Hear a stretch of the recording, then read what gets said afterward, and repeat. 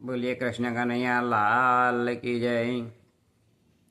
श्रीमत् सद्गुण शालिनम चिदे चिदे व्याप्तं च देव्याकृतिं जीवे साक्षरमोक्तकोटिसुखदं नैकावताराधिपं ज्ञेयं श्रीपुरुषोत्तमं मुनिवर्हि वेदार्दिकीर्त्यं विभुं तन्मूलाक्षरयुक्तमेव सहजा नंदम च वंदे श्रद्धा। આજના શુભ દિને તમામ શ્રોતાજનોને મારા હૃદયભાવપૂર્વક જય શ્રી કૃષ્ણ.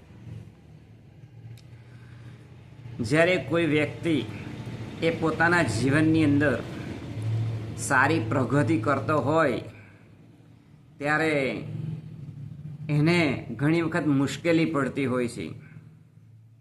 શા માટે? તો જ્યારે વ્યક્તિ એ પોતાના જીવનની અંદર પ્રગતિ કરીને આગળ વધતો હોય ત્યારે તેને પોતાના જ હોય એ બધા જ નાતીલા હોય, સંબંધીઓ હોય, સમાજના હોય, ઈર્ષ્યાળુઓ હોય, કપટી હોય, આવા માણસો એ પ્રગતિ જે વ્યક્તિ કરતો હોય પોતાના જીવનની અંદર એને આગળ વધવા એ દઈ શકતા નથી. એક વખત પ્રાણીઓની સભા ભરાઈ એટલે એમાં વનના રાજા એ સિંહ બેઠેલા હતા અને સિંહે નક્કી કર્યું કે હું જે મારું રાજ્ય છે એ આપી દેવું, પરંતુ એક શરત, સામે એક મોટો વડલો દેખાય તે વડલા સુધી દોડીને જે પહેલો પહોંચે પ્રાણીઓની અંદર એને હું મારું રાજ આપીશ. આ મનના રાજા જે સિંહ હતા એણે કહ્યું. એટલે એક કૂતરો અને ગધેડો આ પ્રાણીઓની સભાની અંદરથી તૈયાર થયા કે અમે બંને આ શરતની અંદર ઉતરીએ અને અમારા બંનેની અંદર જે વહેલો જાય એને તમારે તમારું રાજ્ય આપી દેવાનું. આમ વનના રાજાએ એ નક્કી કર્યું અને પેલા પ્રાણીઓને પણ કહ્યું. એટલે એક કૂતરો અને ગધેડો આ બંને એ શરત મંજૂર રાખી અને દોડવા માટે તૈયાર થયા. પરંતુ કૂતરાએ વિચાર્યું કે મારી જે ચાલ છે દોડ, એ દોડની અંદર હું તેજ છું, પણ મને ખબર છે કે મને મારા નાતીલા જો રસ્તાની અંદર મળશે ને તો મને વઢશે અને મારે ખૂબ મોટો ઝઘડો થશે. આમ કૂતરાએ વિચાર્યું અને બની એવી પણ હકીકત કે જ્યારે આ ગધેડો અને કૂતરો આ બંનેએ પોતાની દોડ એ શરત પ્રમાણે એ શરૂ કરી તો જે કૂતરો હતો એ થોડોક આગળ વધી ગયો, કારણ કે તેની ચાલ એકદમ તેજ હતી. પરંતુ બીજા કૂતરા એને સામે મળ્યા એટલે ભસવા લાગ્યા, આગળ જવા દેતા નહોતા. એકબીજા ખૂબ ભસ્યા. કેટલાક કૂતરાઓ તો જ્યારે એમને શરમ આવે ને ત્યારે બે પગ વચ્ચે પૂંછડી રાખી અને દાંત બતાવે અને આવી રીતે એ ખૂબ ભસ્યા એકબીજાને, પરંતુ પેલા કૂતરાને આગળ વધવા દીધો નહીં.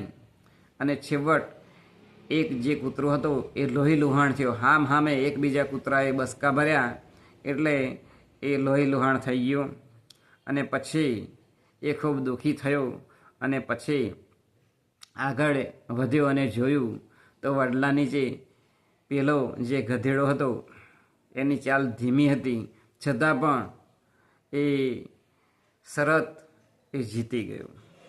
આ દૃષ્ટાંત દ્વારા સિદ્ધાંત સમજવાનો છે કે જેમ પેલો કૂતરો હતો અને કૂતરાને તેના જેમ નાતીલા મળ્યા, જાતિ ભાઈઓ મળ્યા તો એમને ત્યાં જ એ કૂતરાને ફાડી ખાવા માટે ખૂબ પ્રયત્ન કર્યો, આગળ વધવા દેતા જ નહોતા.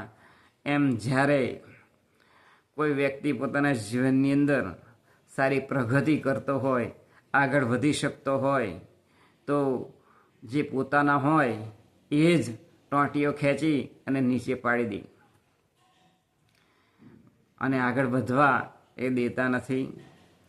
માટે ખરેખર આપણે જો આગળ વધવું હોય તો સતત એ પ્રયત્ન એ કરતા રહેવું પડે તો વધી શકાય. પરંતુ જેમ પેલા કૂતરાને એમના જ નાતીલા આવી અને ઝઘડો કરી અને આગળ વધવા દેતા નહોતા, એવી રીતે ઘણી બધી કઠિનાઈ અને મુશ્કેલીઓ આવી પડે તો વ્યક્તિ પોતાના જીવનની અંદર એ હાર કબૂલ કરે છે અને આગળ વધી શકતો નથી. માટે આપણે આપણા જીવનની અંદર બીજા જે કોઈ વ્યક્તિઓ જો આગળ વધવા માટેનો પ્રયત્ન કરતા હોય તો આપણે એમને મદદ કરવી જોઈએ, પ્રોત્સાહન આપવું જોઈએ, આભાર માનવો જોઈએ કે વ્યક્તિ એ જે આગળ પ્રગતિ કરી શકતો હોય એને સારામાં સારું બળ મળે, સારામાં સારું જ્ઞાન મળે, એ પોતે એ આનંદ અનુભવે અને તેના જીવનની અંદર એ ખુશ રહી શકે. માટે જે કોઈ વ્યક્તિ આગળ વધતો હોય તેને આપણે વધવા માટે બળ અને શક્તિ આપીએ. એ જ આજના શુભ દિને પ્રાર્થના. બોલીએ કૃષ્ણ કનૈયા લાલ કી જય.